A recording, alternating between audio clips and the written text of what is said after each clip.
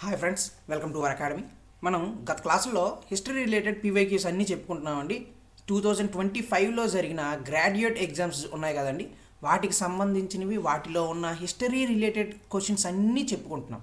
ఓకేనా? అందులో భాగంగా ఈరోజు మనం 18th జూన్ షిఫ్ట్ 1 దాన్ని ఈరోజు డీకోడ్ చేసుకుంటున్నామండి. మనం ప్రతిదీ కూడా with explanation, with every option కూడా క్లియర్గా ఎక్స్ప్లెనేషన్ అయితే ఇస్తున్నాం ఆ క్వశ్చన్కి తగ్గట్టుగా.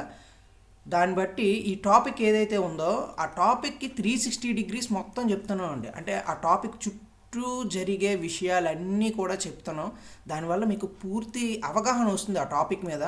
దాంతో మనకి ప్రీవియస్ ఇయర్ క్వశ్చన్స్ బేస్ చేసుకొని ఆల్మోస్ట్ అలా అన్ని క్వశ్చన్స్ అడుగుతున్నారండి. మనకి రైల్వేలో ప్రతి ఎగ్జామ్ కూడా almost all previous year questions base చేసుకునే ఉంటున్నాయి. ఆ టాపిక్ రిలేటెడ్గా ఇస్తున్నారు, అంతేగాని అదే క్వశ్చన్ తిరిగి మనకి ఇవ్వట్లేదు. అందుకే మనం టాప్ క్వశ్చన్స్ చూస్తూ ఆ టాపిక్ ఏదైతే ఉందో ఆ టాపిక్ని క్లియర్గా తెలుసుకున్నాం అనుకోండి, ఎలా ఇచ్చినా మనం క్వశ్చన్ ఈజీగా చేయొచ్చు. ఈ మన క్లాసుల్లో కూడా సేమ్ అదే విధంగా ఆ విధంగానే టాపిక్ని పూర్తిగా మీకు అవగాహన వచ్చే విధంగా చెప్తూ ఈ క్వశ్చన్స్ అనేవి ఎక్స్ప్లెనేషన్ అనేది జరుగుతుందండి. ఒకసారి వినండి. మన ఇప్పుడు కొత్త వాళ్ళు ఎవరైతే వింటున్నారో ప్రీవియస్ క్లాసెస్ కూడా వినండి, మీకు క్లియర్గా అర్థమవుతుంది మనం ఎలా చెప్తున్నాము ఏంటి అనేది మీకే అర్థమవుతుంది. ఇంకా ఎవరైతే ఆర్ఆర్బీ చదువుతున్నారో, ఎవరైతే ఆర్ఆర్బీకి చదవాలనుకుంటున్నారో, ఈ క్వశ్చన్స్ ఏవైతే ఉన్నాయో మీకు చాలా చాలా ఉపయోగపడతాయి. 3 to 4 క్వశ్చన్స్ వరకు మీకు వచ్చే అవకాశం ఉంది. మీరు కంపల్సరీ మొత్తం నేను ఇప్పటి వరకు చెప్పిన క్లాసెస్ అన్నీ చూసిన 1 to 2 క్వశ్చన్స్ వరకు ఈజీగా స్కోర్ చేయగలుగుతారండి. వాడిచ్చే 5 క్వశ్చన్స్లో, హిస్టరీలో 5 క్వశ్చన్స్లో 1 to 2 క్వశ్చన్స్ వరకు స్కోర్ చేయగలుగుతారు. ఇది మీకు చాలా చాలా ఉపయోగపడుతుందండి ఈ క్లాసెస్ అన్నీ కూడా. ఓకేనండి, మనం క్లాసెస్లోకి వెళ్ళిపోదాం, క్వశ్చన్స్లోకి వెళ్ళిపోదామండి. First question: who among the following issued the earliest land grant of the Maitrika family in 502 CE అని చెప్పి ఇచ్చారు. ఇది క్వశ్చన్ ఏంటి, మైత్రిక ఫ్యామిలీ ఉంది, ఆ మైత్రిక ఫ్యామిలీలో ల్యాండ్ గ్రాంట్స్ అంటే భూములు ఇచ్చేవాళ్ళు, దానంగా భూములు ఇచ్చేవాళ్ళు, ఆ భూములు ఇచ్చిన వాళ్ళలో దానంగా మైత్రిక ఫ్యామిలీకి చెందిన వాళ్ళు క్రింది వారిలో ఎవరు అని చెప్పి అడిగారు. ఇది క్వశ్చన్. ఫస్ట్ ఆప్షన్ ఏంటి, శిలాదిత్య, గుహసేన, ద్రోణసింహ, దారపట్ట, ఇలా 4 ఆప్షన్స్ ఇచ్చారు. ఈ 4గింట్లో ఏది అని చెప్పి చెప్పారు. అయితే ఈ మైత్రిక ఫ్యామిలీ గురించి ఒకసారి తెలుసుకున్నాం అనుకోండి, మనకు క్లియర్గా ఇది దీంట్లో ఎవరు అనేది అర్థమవుతుంది. ఒకసారి మైత్రిక ఫ్యామిలీ గురించి చూసుకుందాం. మైత్రిక ఫ్యామిలీస్ అని అంటే మనకి సూర్యుడిని పూజిస్తారు, దాన్ని మైత్రి ఇలా అంటారండి. అందుకు మైత్రికాస్గా వీళ్ళు పేరు వచ్చింది, వీళ్ళకి మైత్రికాస్గా పేరు వచ్చింది అనమాట. వీళ్ళని సన్ అని పూజిస్తారు, వర్షిప్ ద సన్, సూర్యుని పూజిస్తారు, అందుకు మైత్రిక అనే పేరు వచ్చింది. మైత్రిక ఫ్యామిలీ అయ్యింది, మైత్రిక డైనాసిటీ, చిన్న రాజ్యాన్ని ఏర్పరచుకున్నారు. ఈ మైత్రికాస్ ఎక్కడుంటారు, గుజరాత్ ఏరియాలో ఉంటారు. వల్లభీని రాజధానిగా చేసుకొని వీళ్ళు పాలించడం జరిగిందండి. దేన్ని, వల్లభీని. ఇది గుర్తుపెట్టుకోండి. ఈ వల్లభీలోనే మైత్రికాస్ కాలంలోనే వల్లభీ యూనివర్సిటీ కూడా ఏర్పడిందండి. వల్లభీ క్యాపిటల్ పక్కన పెడితే వల్లభీ యూనివర్సిటీ కూడా ఏర్పడింది. ఈ వల్లభీ అనేది మైత్రికాస్ టైంలో ఒక విద్యా కేంద్రం, ఒక స్టడీ సెంటర్ అనమాట, ఒక విద్యా కేంద్రంగా వెలిసింది ఈ వల్లభీ మైత్రికాస్ టైంలో. ఎప్పుడు అంటే 5th centuryలో అయింది అనమాట. అయితే ఈ మైత్రికాస్ ఎవరి అండర్లో ముందుగా వీళ్ళు చేసేవాళ్ళు అంటే గుప్తలు ఎవరైతే ఉన్నారో వాళ్ళ సబార్డినేట్స్గా ఉండేవాళ్ళు మైత్రికాస్. వాళ్ళ సబార్డినేట్స్గా ఉండేవాళ్ళు, సేనాధిపతులుగా ఉండేవాళ్ళు అనమాట, సేనాపతిగా ఉండేవాళ్ళు ఈ మైత్రిక రూలర్స్. ఓకేనండి. ఈ తర్వాత వీళ్ళ కాలంలో భట్టారక, ఎవరండి, సేనాపతి భట్టారక అని చెప్పి ఒక మైత్రిక రూలర్ ఉంటారు. గుప్తాస్కి సబార్డినేట్గా ఉంటారు, సేనాపతిగా ఉంటాడు. గుప్తాస్ కాలంలో గుప్తులు వెళ్ళిపోయాక, అంటే గుప్తులు వాళ్ళ రాజ్యాన్ని అంతా కోల్పోయాక వీళ్ళు ఇండిపెండెన్స్ తెచ్చుకున్నారు. ఈయనే మైత్రిక రాజ్యానికి ఫౌండర్గా ఉన్నారనమాట. ఈయనే ఇండిపెండెన్స్ తెచ్చి మైత్రిక ఫ్యామిలీని, మైత్రిక చిన్న రాజ్యాన్ని ఏర్పరచుకున్నారు. దాన్ని ఏర్పాటు చేసుకున్నారు. గుజరాత్లో వల్లభీ రాజధానిగా చేసుకొని ఏర్పరిచారు. ఎవరు అంటే దాని ఫౌండర్ భట్టారక,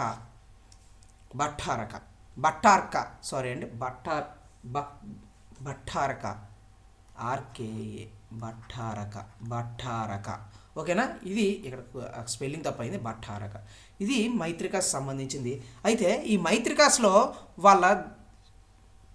వాళ్ళు ఎవరు సబార్డినేట్స్గా ఉండేవాళ్ళు? గుప్తాస్కి సన్నని వర్షిప్ చేసేవాళ్ళు. వల్లభి యూనివర్సిటీ ఉండేది. వల్లభి ఒక స్టడీ సెంటర్ మైత్రికాస్ టైంలో.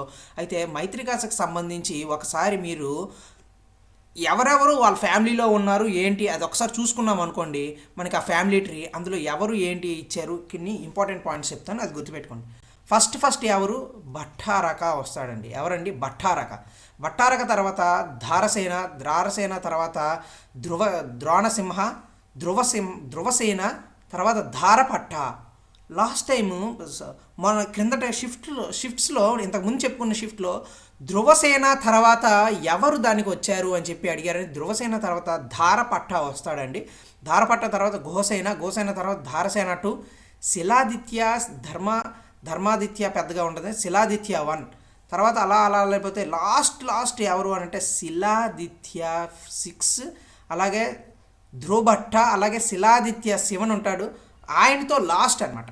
శిలాదిత్య 7తో లాస్ట్. వీళ్ళందరూ పెద్దగా ఏం అక్కర్లేదు, మీరు గుర్తుపెట్టుకోవాల్సింది భట్టారక, ధారసేన 1, ద్రోణసింహ, ధ్రువసేన 1, అలాగే ధారభట్ట. ఇవి గుర్తుపెట్టుకోండి ఓకేనా. అక్కడ చూపించాను కదా, గుర్తుపెట్టుకోండి. అయితే ఇందులో గ్రాంట్స్ ఇచ్చేవాళ్ళండి. ఎవరు ఈ గ్రాంట్స్ ఇచ్చేవాళ్ళు అని అంటే ద్రోణసింహ.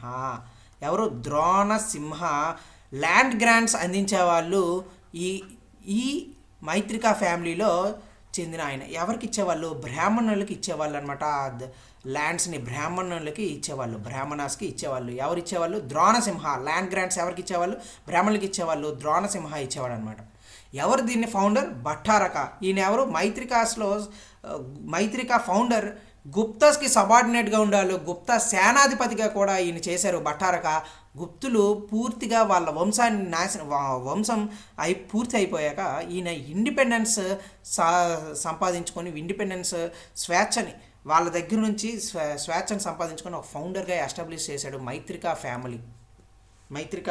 మైత్రికా అనే ఫ్యామిలీ, అదే మైత్రిక ఒక చిన్న రాజ్యాన్ని ఎస్టాబ్లిష్ చేసుకున్నాడు భట్టారక. ఈయనలో ఇచ్చింది ఎవరు అంటే ద్రోణసింహ. ఓకేనండి. ఇవి దాంట్లో కొన్ని important points. Next question.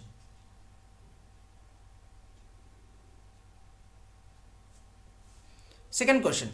What was the officer responsible for looking after military stores during the reign of Gupta empire? Gupta ఎంపైర్లో మిలిటరీ స్టోర్స్ చూడడానికి ఒకరు ఉండేవాళ్ళు. ఆయన పేరేంటి? ఎవరు ఆయన అని చెప్పి అడిగారు. అది క్వశ్చన్. ఫస్ట్ మహాప్రతిహార, విషయపతి, పిలుపతి, రణభండారిక అని చెప్పి 4 ఆప్షన్స్ ఇచ్చారండి. ఇందులో ఎవరు మిలిటరీ స్టోర్స్ని చూసుకునే వాళ్ళంటే భండారిక అని చెప్పి ఉంటారు, ఆయనే రణభండారిక. ఎవరండి? మనకి స్టోర్స్ని వీటిని చూసుకునే వాళ్ళని భాండారికుడు అని అంటారు. ఆ భండారికుడే రణభండారికుడు. మిలిటరీ స్టోర్స్ చూస్తాడు కాబట్టి రణభండారిక. దాన్ని 4th ఆప్షన్. గుప్తా ఎంపైర్లో ఉండేవాళ్ళు ఈ రణభండారికులు, మిలిటరీ స్టోర్స్ని చూసుకునేడానికి. ఓకేనండి. ఇది దీనికి సంబంధించింది. ఓకేనా. Next question.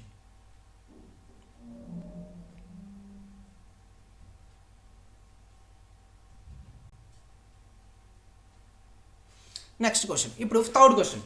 Which British viceroy described the Congress as representing only a microscopic minority of the Indian population, thereby dismissing its political relevance? ఇక్కడ మైక్రోస్కోపిక్ మైనారిటీ అన్న. మైక్రోస్కోపిక్ మైనారిటీ ఒక పాపులేషన్లో ఒక చిన్న మైనారిటీ వీళ్ళు పెద్దగా వీళ్ళని పట్టించుకోవాల్సిన అవసరం లేదు అని చెప్పి బ్రిటిష్ వైస్రాయ్ అన్నారు. ఆయన ఎవరు అని చెప్పి అడిగారు. ఇది థర్డ్ క్వశ్చన్. ఫస్ట్ ఆప్షన్ ఏంటి? ఆప్షన్స్ ఇచ్చారు ఏంటి? Lord Ripon, Lord Lytton, Lord Curzon, Lord Dufferin. 4 options ఇచ్చారు. అయితే వీళ్ళ గురించి ఒకసారి చూసామనుకోండి, అప్పుడు క్లియర్గా మనకి అర్థమవుతుంది. ఓకేనా. ఫస్ట్ లార్డ్ రిప్పన్ మనకి ఎక్కడ కనిపిస్తాడండి? లార్డ్ రిప్పన్ మనకి సెల్ఫ్ గవర్నెన్స్ అని అన్నాం అనుకోండి. Self governance, father of self governance అని లార్డ్ రిప్పన్నే అంటాం. Father of self governance. ఈయన కాలంలోనే మనకి జనాభా లెక్కలను కూడా శాస్త్రీయంగా అంటే సైంటిఫిక్గా జనాభా లెక్కలను కూడా తీసుకొని వచ్చారు ఈయన కాలంలోనే. మనకి ఇప్పుడు వరకు మనకి పాపులేషన్ సెన్సస్ జరుగుతుంది కదా, ఈయన కాలం నుంచే మనకి పాపులేషన్ సెన్సస్ అనేది స్టార్ట్ అయ్యింది. ఈ పాపులేషన్ సెన్సస్ కూడా మనకి ఇప్పటికీ చేస్తున్నాం. ఈ పాపులేషన్ సెన్సస్ అది కూడా సైంటిఫిక్గా చేసింది ఎవరు అని అంటే లార్డ్ రిప్పన్ కాలంలోనే సైంటిఫిక్గా జరిగింది. లార్డ్ రిప్పన్ కాలంలోనే మనకి ఎడ్యుకేషన్ మీద హంటర్ కమిషన్ని వేశారు. హంటర్ కమిషన్ మనకి దేని మీద? ఎడ్యుకేషన్ మీద. మనకి ఈ హంటర్ కమిషన్ ఇంకొకటి దగ్గర కూడా కనిపిస్తుంది అండి. మనకి ఎక్కడ కనిపిస్తుంది అని అంటే జలియన్ వాలా బాగ్ ఉదంతం అవుతుంది కదా, అక్కడ కనిపిస్తుంది హంటర్ కమిషన్. అది జలియన్ వాలా బాగ్ ఉదంతం మీద వేసింది. ఇక్కడ హంటర్ కమిషన్ ఎడ్యుకేషన్ మీద వేసింది. ఈ కమిషన్ హంటర్ కమిషన్ వేరు, హంటర్ కమిషన్ వేరు. ఇది లార్డ్ రిప్పన్ కాలంలో వచ్చిన హంటర్ కమిషన్. ఇది ఎడ్యుకేషన్ మీద వచ్చింది అనమాట. ఎడ్యుకేషన్ మీద వేసిన కమిషన్ ఇది హంటర్ కమిషన్. ఈయన కాలంలోనే వచ్చింది. అయితే ఈయన కాలంలోనే మనకి ఇల్బర్ట్ బిల్లుని కూడా తీసుకొచ్చారు. ఇల్బర్ట్ బిల్ ఏంటి ఇల్బర్ట్ బిల్ అని అంటే యూరోపియన్స్ ఎవరైతే ఉన్నారో యూరోపియన్స్ని కూడా విచారించే అధికారం ఇండియన్స్కి ఇచ్చే బిల్లే ఇల్బర్ట్ బిల్. ఎవరు విచారించవచ్చు? ఇండియన్స్ విచారించవచ్చు. ఎవరిని? యూరోపియన్స్ని. అలా చెప్పే బిల్లే దానికోసం తీసుకొచ్చిన బిల్లే ఇల్బర్ట్ బిల్. తర్వాత దీన్ని తీసుకొని వెళ్ళిపోయి తర్వాత దీన్ని రద్దు చేయడం కూడా జరిగింది, అది వేరే విషయం. బట్ ఇల్బర్ట్ బిల్ వచ్చిన కాలం ఎవరి కాలం అంటే లార్డ్ రిప్పన్ కాలంలోనే ఇల్బర్ట్ బిల్ వచ్చింది. అలాగే ఈయన కాలంలోనే మనకి ఫెమైన్ కోడ్ని కూడా తీసుకొని వచ్చారు. ఫెమైన్ కోడ్ అని అంటే కరువు నియమావళి. కరువు ఎలా మనం తట్టుకోవాలి, కరువుని ఎలా మనం అడ్డగించాలి, కరువుని ఎలా మనం తగ్గించగలిగేటట్టుగా కొన్ని మెజర్స్ని తీసుకోవాలి, దానికి సంబంధించినవి అన్నీ కూడా ఒక కోడ్లా ఒక నియమావళిగా తీసుకొని వచ్చారు. అది లార్డ్ రిప్పన్ కాలంలోనే వచ్చింది. అది ఫెమైన్ కోడ్. ఇది లార్డ్ రిప్పన్కి సంబంధించింది. నెక్స్ట్ మనకి లార్డ్ లిట్టన్ గురించి చూద్దాం. లార్డ్ లిట్టన్ అండి. లార్డ్ లిట్టన్కి సంబంధించి మనకి ఈయన కాలంలో మనకి వెర్నాకులర్ ప్రెస్ యాక్ట్ అని చెప్పి వచ్చింది. వెర్నాకులర్ ప్రెస్ యాక్ట్ని తీసుకొని వచ్చారు. Vernacular press act. అలాగే ఈయన కాలంలో సివిల్ సర్వీసెస్ని ఏజ్ మనకి 21 ఇయర్స్ ఉండేది, దాన్ని 19 ఇయర్స్కి తగ్గించారండి. 21 ఇయర్స్ ఉంటే దాన్ని 19 ఇయర్స్ వరకు మాత్రమే మీరు సివిల్ సర్వీసెస్ అప్పట్లో రాయాలి. 19 ఇయర్స్ తర్వాత రాయడానికి లేదు. అప్పుడు 21 ఉండేది, 19కి తెచ్చారు. తర్వాత మనకి ఈ లార్డ్ రిప్పన్ ఎవరైతే ఉన్నారో ఆయన 19 నుంచి 21 ఇయర్స్కి మళ్ళీ మార్చారు. లార్డ్ రిప్పన్ మార్చాడు మళ్ళీ 19 నుంచి 21కి. 21 నుంచి 19కి సివిల్ సర్వీసెస్ని లార్డ్ లిట్టన్ తీసుకొని వస్తాడు. అలాగే ఈయన ఫెమైన్ కమిషన్ కూడా ఒక కమిషన్ని వేస్తాడు. ఏదండి? Famine commission. ఈ ఫెమైన్ కమిషన్ వేస్తారు. ఎవరో దీనికి హెడ్గా ఉంటారంటే రిచర్డ్ స్ట్రాచి.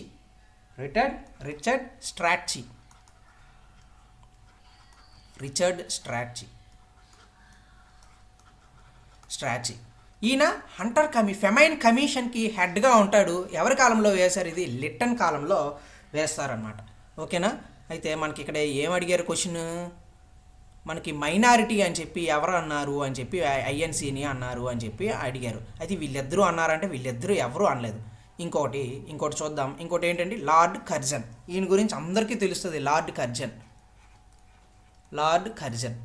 ఎవరి? లార్డ్ కర్జన్ మనకి 1905 ఆ టైంలో మనకి బెంగాల్ పార్టిషన్ జరిగిందండి. 1905, 1906 ఆ టైంలో. ఏదండి? బెంగాల్ పార్టిషన్. ఆ టైంలో గవర్నర్ జనరల్ ఎవరంటే ఈ లార్డ్ కర్జనే. ఈ లార్డ్ కర్జన్ టైంలోనే మనకి వందే మాతరం ఉద్యమం అయింది. అలాగే స్వదేశీ ఉద్యమం కూడా అయింది ఈయన కాలంలోనే. స్వదేశీ ఉద్యమం కూడా లార్డ్ కర్జన్ కాలంలోనే జరిగాయి. ఈ లార్డ్ కర్జన్కి సంబంధించి, అంతేగాని అంతకు మించి ఎక్కువగా ఈయన గురించి లేదు. Next lord Dufferin. ఇంకా కొన్ని చెప్పచ్చండి ఈయన గురించి, కొన్ని చెప్తాను గుర్తుపెట్టుకోండి. ఈయన ఎడ్యుకేషన్కి సంబంధించి ఒక కమిటీని వేశారు, అది రౌలింగ్ కమిటీ. ఏదండి? రౌలింగ్ కమిటీ, ఎడ్యుకేషన్కి సంబంధించి ఒక కమిటీ వేశారు. అలాగే ఈయన కాలంలోనే రైల్వే రిఫార్మ్స్ని తీసుకురావడానికి కోసం, థామస్ రోబర్ట్ అని చెప్పి ఒక కమిటీని వేశారు. థామస్ రోబర్ట్ ఈ కమిటీని వేశారు. రైల్వే రిఫార్మ్స్ కోసం వేశారు. ఎడ్యుకేషన్ కోసం రౌలింగ్ కమిటీ. మనం ఇందాక కూడా చెప్పుకున్నాం. ఎడ్యుకేషన్ కోసం లార్డ్ రిప్పన్ కాలంలో హంటర్ కమిటీ కూడా వేశారు. అది కూడా ఎడ్యుకేషన్కి సంబంధించిందే, హంటర్ కమిటీ. ఇది ఎవరి కాలంలో? లార్డ్ రిప్పన్ కాలంలో. లార్డ్ కర్జన్ కాలంలో రౌలింగ్ కమిటీ. అలాగే వందే మాతరం మూవ్మెంట్ ఈయన కాలంలోనే. అలాగే పోలీస్ రిఫార్మ్స్ కూడా తీసుకొని వచ్చారు. ఏవండి? పోలీస్ రిఫార్మ్స్ కోసం ఫ్రేజర్ కమిటీని వేశారండి. ఫ్రేజర్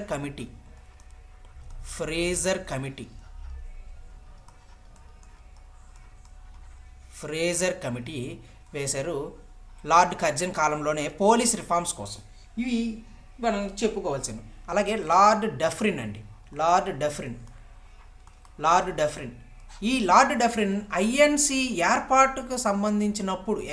ఏర్పడినప్పుడు గవర్నర్ జనరల్ ఎవరు అంటే ఈ లార్డ్ డఫ్రిన్. ఈయనే ఐఎన్సి అనేది మైనారిటీ మైక్రోస్కోపిక్ అని చెప్పి అన్నారు. వేరే వాళ్ళు ఇంకెవ్వరూ అనలేదండి, ఈయనే ఉన్నారు, లార్డ్ డఫ్రినే ఉన్నారు. ఈ పెద్దగా ఏం ఉపయోగపడదు, వీళ్ళు మైనారిటీ వాళ్ళు, వీళ్ళతో సంబంధమే లేదు, వీళ్ళు ఎంత పెద్ద పాపులేషన్లో వీళ్ళు ఏం చేయలేరు అని చెప్పి మైనారిటీ మైక్రోస్కోపిక్ లాంటి వాళ్ళు అని చెప్పి లార్డ్ డఫ్రిన్ అన్నాడు ఐఎన్సీని. అక్కడ క్వశ్చన్ కూడా ఏం అడిగారు? అదే కదా. మనకి ఇప్పుడు ఆన్సర్ ఏమవుతుందండి? Lord Dufferin. ఈ నలుగురు గురించి తెలుసుకున్నాము. అలాగే ఆన్సర్ కూడా ఈజీగా తెలిసిపోయింది. ఏదండి? Lord Dufferin. ఇది ఆన్సర్. ఓకేనా? గుర్తుపెట్టుకోండి, వెరీ వెరీ ఇంపార్టెంట్. ఇలా గవర్నర్ జనరల్స్ మీద, కమిషన్స్ మీద, ఏ కమిషన్ దేనికి సంబంధించిందని కూడా అడగచ్చు. రిచర్డ్ స్ట్రాట్జీ అనేవాడు ఫెమైన్కి సంబంధించిన కమిషన్ అనమాట. ఎడ్యుకేషన్ కమిషన్, హంటర్ కమిషన్ ఒకటి ఉంది. అలాగే రైల్వే రిఫార్మ్స్ కోసం థామస్ రిబార్ట్. అలాగే రౌలింగ్ కమిటీ, ఎడ్యుకేషన్ మీద ఒక కమిటీ.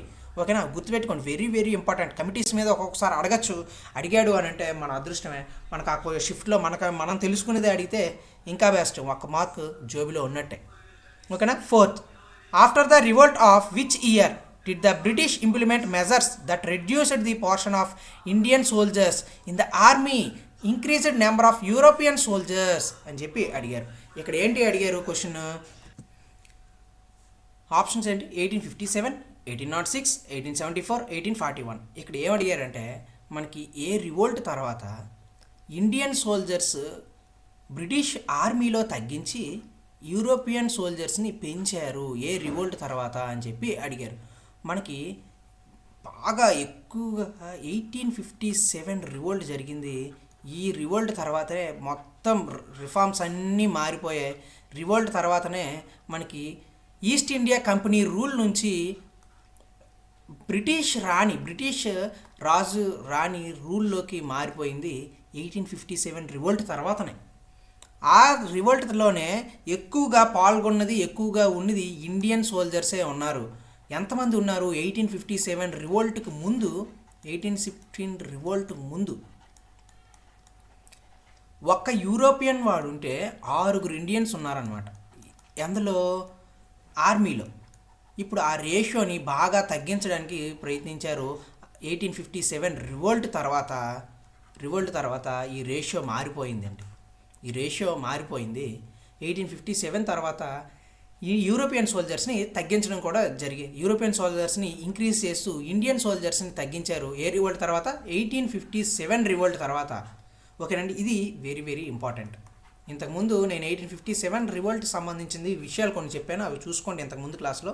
ఇక్కడ నేను పెద్దగా మరి ఇంకా చెప్పడం లేదు. ఓకేనా? Next question.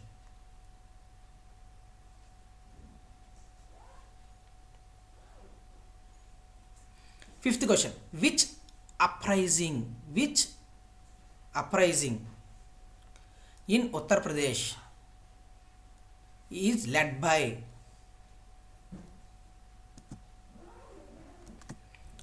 Which uprising in Uttar Pradesh led by Mufti Muhammad Aiwaz was among the most significant revolts against British rule in India prior to First World War of Independence in 1857. 1857 revolt అప్పుడు మనకి ఒక రివోల్ట్ జరిగింది ఉత్తరప్రదేశ్లో. అది మఫ్టీ మహమ్మద్ ఐవాజ్ ఆయన లీడర్షిప్లో జరిగింది. అది ఏ revolt అని చెప్పి అడిగారు. ఇది 5th క్వశ్చన్. ఆప్షన్స్ ఏంటి? Bareilly uprisings, Santhal rebellion, Chuar rebellion, Kol uprising. ఇవి 4 గురించి ఒకసారి తెలుసుకుంటే మనం క్లియర్గా ఏ రివోల్ట్ అనేది అర్థమవుతుంది. ఓకే, ఉత్తరప్రదేశ్ అనేసరికి మీకు గుర్తొచ్చేస్తుంది ఏంటి అనేది ఆన్సర్. మనకి Santal rebellion. Santal tribes British వాళ్ళకి అగెనిస్ట్గా చేసిన రెబిలియనే ఈ సంతాల్ రెబిలియన్. ఇది ఎప్పుడు జరిగింది? 1855-56 ఆ టైంలో జరిగింది. అరౌండ్ 1857 ఆ టైంలో జరిగింది అనమాట ఈ సంతాల్ రెబిలియన్. దీనికి సిద్ధు కన్హు ముర్ము అలాగే చాంద్ అండ్ భైరవ్ వీళ్ళు లీడర్షిప్లో జరిగిన రివోల్ట్ ఈ సంతాల్ రెబిలియన్. వీళ్ళిద్దరినీ కూడా ఉరి తీస్తారండి. తర్వాత వీళ్ళిద్దరినీ కూడా ఉరి తీస్తారు. ఇది దానికి సంబంధించింది సంతాల్ రివోల్ట్. ఇంతకుముందు బ్రీఫ్గా చెప్పాను, అందుకే ఇక్కడ పెద్దగా చెప్పట్లేదు. Next coal rebellion.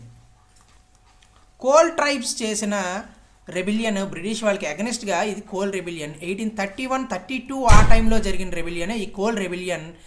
ఈ కోల్ రెబిలియన్కి లీడ్ చేసింది ఎవరు అని అంటే బుధు భగత్. ఎవరండి? బుధు భగత్. ఇది గుర్తుపెట్టుకోండి, వెరీ వెరీ ఇంపార్టెంట్. దీనిపైన ఇప్పటికీ నీకు టూ క్వశ్చన్స్ వచ్చాయండి కోల్ రెబిలియన్ మీదనే. సంతాల్ రెబిలియన్ మీద ఒక 4 క్వశ్చన్స్ వరకు మనకు ప్రీవియస్ ఇయర్స్లో నేను చెప్పినవన్నీ కూడా వచ్చాయి. అలాగే 2025లోనే 4 టైమ్స్ వచ్చాయి. 2025 కైనా ముందు జరిగిన వాటిల్లో కూడా చాలాసార్లు అడిగాడు ఈ సంతాల్ రెబిలియన్ గురించి. మనకి ఇది కూడా ట్రైబల్ రివోల్టే. ఓకేనండి. Next Chuar rebellion. ఇది ఎప్పుడు జరిగింది, ఎక్కడ జరిగింది అని అంటే ఇది బెంగాల్లో జరిగింది. ఇది కూడా పీజెంట్ మూమెంట్ అని అంటాం. పీజెంట్ మూమెంట్ అని అంటే రైతులు అందులో రైతులు బ్రిటిష్ వాళ్ళకి వ్యతిరేకంగా పోరాటం చేసిన రెబిలియనే ఈ చువార్ రెబిలియన్. మనకి ఈ రెబిలియన్ ఎప్పుడు స్టార్ట్ అయింది అంటే 1766లో స్టార్ట్ అయ్యి 1834 వరకు సాగుతుందండి. అన్ని ఇయర్స్ ఆల్మోస్ట్ ఆల్ 60-70 ఇయర్స్ వరకు మనకి ఈ చువార్ రెబిలియన్ అనేది జరుగుతుంది. ఫేజెస్గా జరుగుతుంది. అందులో మనకి లీడ్ చేసింది ఎవరు అని అంటే ఒక్కొక్క ఫీజ్లో కానీ ఎక్కువగా మనం చెప్పుకునేది జగన్నాథ సింగ్ అండ్ దుర్జన్ సింగ్ అండ్ జగన్నాథ సింగ్ వీళ్ళు లీడ్ చేస్తారు. అలాగే ఒక లేడీ కూడా లీడ్ చేస్తారండి, రాణి శిరోమణి. వెరీ వెరీ ఇంపార్టెంట్ అనమాట రాణి శిరోమణి. ఈవిడ పేరు మీద కూడా ఒకసారి క్వశ్చన్ అడిగారు. రాణి శిరోమణి ఏ రెబిలియన్ని లీడ్ చేశారు అని చెప్పి అడిగారు అండి. చువార్ రెబిలియన్. ఇది బెంగాల్లో జరిగిన రెబిలియన్. పీజెంట్ మూమెంట్, ట్రైబల్స్ చేసిన పీజెంట్ మూమెంట్ అనమాట. రైతులు చేసిన మూమెంట్ అనమాట. ఇది బెంగాల్ రెబిలియన్. బెంగాల్లో జరిగిన చువార్ రెబిలియన్ అంట. జగన్నాథ సింగ్, దుర్జన్ సింగ్ లీడ్ చేస్తారు. అలాగే రాణి శిరోమణి కూడా ఈ రెబిలియన్ని లీడ్ చేస్తారు. మనకి 1798-99 ఈ ఇయర్ అనేది చువార్ రెబిలియన్లో వెరీ పీక్ స్టేజ్. ఈ రెబిలియన్లోనే మనకి ఈ టైంలోనే వీళ్ళు ఆయుధాలను కూడా ఆర్మర్డ్ రెబిలియన్గా కూడా మారింది ఈ చువార్ రెబిలియన్. ఇది వెరీ వెరీ ఇంపార్టెంట్. ఎప్పుడండి ఈ పీక్ స్టేజ్ వచ్చింది? 1798-99లో పీక్ అయ్యింది అనమాట. అంతవరకు చువార్ రెబిలియన్ నార్మల్గానే అయింది, కానీ నార్మల్గా జరిగింది. కొంతమంది నాయకులు లీడ్ చేస్తారు. అందులో మనకి ప్రధానంగా చెప్పుకునేవి జగన్నాథ సింగ్, దుర్జన్ సింగ్. వీళ్ళ టైంల సరికి వచ్చేసరికి పీక్ స్టేజ్ వచ్చింది 1798-99. రాణి శిరోమణి ఈవిడ కూడా కొన్ని ఏరియాస్లో లీడ్ చేశారు ఈ చువార్ రెబిలియన్. ఓకేనా, వెరీ వెరీ ఇంపార్టెంట్. బ్రిటిష్ వాళ్ళకి అగెనిస్ట్గా జరిగిన రివోల్ట్లో ఇది కూడా ప్రధానంగా చెప్పుకోవాల్సినవి. ఇంకోటి ఏంటండి, బరేలీ రివోల్ట్. ఏంటండి, బరేలీ అప్రైజింగ్ అన్నారు, బరేలీ రివోల్ట్ అన్నారు. బరేలీ రివోల్ట్ బ్రిటిష్ వాళ్ళకి అగెనిస్ట్గా జరిగింది ఈ బరేలీ రివోల్ట్. ఇక్కడ ఇచ్చేశారు ఎవరండి, మహమ్మద్ ఐవాజ్. ఇది కూడా మనకి 1857 రివోల్ట్ టైంలో జరిగిన రివోల్ట్ అనమాట, ఈ బరేలీ అప్రైజింగ్స్. ఓకేనా, ఇది దీనికి సంబంధించింది. ఇప్పుడు ఆన్సర్ ఏంటండి దీనికి? మహమ్మద్ ఐవాజ్ చేసిన రివోల్ట్ ఏది? బరేలీ అప్రైజింగ్. బరేలీ ఎక్కడ ఉంది? ఇది ఉత్తరప్రదేశ్లో ఉంది. వెరీ వెరీ ఇంపార్టెంట్, గుర్తుపెట్టుకోండి. ఎప్పుడు కూడా మీరు చదువుకునేటప్పుడు రివోల్ట్స్ గురించి చదువుకోండి. ఒక్క క్వశ్చన్ అయినా వస్తుంది. రివోల్ట్స్లో ఏ రివోల్ట్స్, ఇది ట్రైబల్ రివోల్ట్ అయితే ట్రైబల్ రివోల్ట్, రైతులు పీజెంట్ రివోల్ట్ అయితే పీజెంట్ రివోల్ట్, 1857 రివోల్ట్ అయితే 1857 రివోల్ట్కి సంబంధించింది. అలాగే రెవల్యూషనరీ రివోల్ట్స్ ఏవైతే ఉన్నాయో ఆ రెవల్యూషనరీ రివోల్ట్స్కి సంబంధించినవి, రివోల్ట్స్కి సంబంధించినవన్నీ ఒకసారి చూసుకోండి. దాన్ని ఎవరు లీడ్ చేశారో చూడాలి. అలాగే అందులో ఎగ్జిక్యూట్ అంటే ఉరి తీసేని వాళ్ళు ఎవరైతే ఉన్నారో వాళ్ళను కూడా గుర్తుపెట్టుకోవాలి. ఇలా చదువుకున్నారనుకోండి ఈ రివోల్ట్స్ని ఒక క్వశ్చన్ కంపల్సరీ ఎలా అయినా అడగచ్చు. ఒక క్వశ్చన్ కంపల్సరీ ఈ మెథడ్లో చదువుకోండి. ఓకేనా? ఇది నేనైతే కొంతవరకు చెప్తున్నాను, అవి మీరు గుర్తుపెట్టుకోండి. ఓకేనండి? Next question. ఇంకా క్వశ్చన్స్ లేవండి, ఇదే లాస్ట్ క్వశ్చన్. ఒకసారి ఏవేవి చెప్పుకున్నాం ఒకసారి చూసుకుందాం. ఓకేనా? ఉత్తరప్రదేశ్లో జరిగింది ఒక రివోల్ట్. అది ఏ రివోల్ట్? మహమ్మద్ ఐవాజ్ దాన్ని లీడ్ చేశారు అని చెప్పి అడిగారు. అది ఏదండి? బరేలీ రివోల్ట్. సంతాల్, చువార్, కోల్ అనేవి కావు. ఇది చోటానాగ్పూర్లో అయ్యింది, ఇది బెంగాల్లో అయ్యింది, ఇది మాత్రం ఉత్తరప్రదేశ్లో అయ్యింది. 1857 ఆ టైంలో అయ్యింది. ఇది బరేలీ అప్రైజింగ్ సంబంధించింది. ఓకేనండి? Next question. నెక్స్ట్, ఏ రివోల్ట్ తర్వాత మనకి ఇండియన్ సోల్జర్స్ని తగ్గించి యూరోపియన్ సోల్జర్స్ని పెంచారు అని చెప్తే 1857 రివోల్ట్. అదే దాన్నే సిపాయి మ్యూటినీ అని అంటాం. ఫస్ట్ వార్ ఆఫ్ ఇండిపెండెన్స్ అని అంటాం. First war of independence in India 1857 అని అంటాం. దీనిపైనే ఒక బుక్ కూడా రాశారు విడి సావర్కర్ గారు. దాన్నే ఫస్ట్ వార్ ఆఫ్ ఇండిపెండెన్స్ అనే బుక్ కూడా ఉంటుంది 1857. వీటికి సంబంధించినవన్నీ కూడా 1857 రివోల్ట్ గురించి నేను బ్రీఫ్గా ప్రీవియస్ షిఫ్ట్స్ సంబంధించిన వాటిల్లో వస్తే నేను చెప్పానండి, గుర్తుపెట్టుకోండి. ఓకేనా? వాటికి సంబంధించినవి. నెక్స్ట్ మైక్రోస్కోపిక్ మైనారిటీ అని చెప్పి ఏ వైస్రాయ్ అన్నారు అని చెప్పి అడిగారు. ఇక్కడ ఎవరంటే డఫ్రిన్. ఓకేనా? ఇది దానికి సంబంధించింది. నెక్స్ట్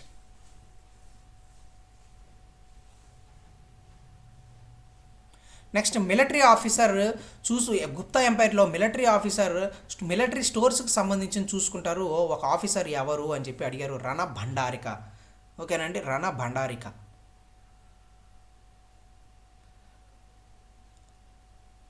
ల్యాండ్ గ్రాంట్స్ అనేది అందించారు మైత్రికా ఫ్యామిలీస్. అందులో ఎవరు వాళ్ళు అని చెప్పి అడిగారండి. ద్రోణసింహ అనేది ఆయన. ఈ మైత్రికాస్లో ఒక రూలర్. ఈ ద్రోణసింహ ల్యాండ్ గ్రాంట్స్, బ్రాహ్మణులకి దానాలు అవి చేసేవాళ్ళు, ల్యాండ్ గ్రాంట్స్ చేసేవాళ్ళు. ఇది దీనికి సంబంధించింది. ఓకేనండి? శిలాదిత్య లాస్ట్ రూలర్ ఎవరంటే శిలాదిత్య 7. ఓకేనా? Shiladitya 7 is the last ruler of Maitrakas. ఓకేనా? గుర్తుపెట్టుకోండి. భట్టారక సేనాధిపతి భట్టారక ఫౌండర్ ఆఫ్ మైత్రికాస్. వీళ్ళు గుజరాత్లో ఉంటారు. వీళ్ళు ఇండిపెండెన్స్ 5th century ఆ టైంలో ఇండిపెండెన్స్ వచ్చిందనమాట వాళ్ళకి. ఓకేనండి? స్వాతంత్రించుకున్నారు గుప్తులు అంతరించుకుపోయాక. ఇది దీనికి సంబంధించింది. మళ్ళీ నెక్స్ట్ క్లాస్లో మళ్ళీ కలుద్దాం. Thank you very much.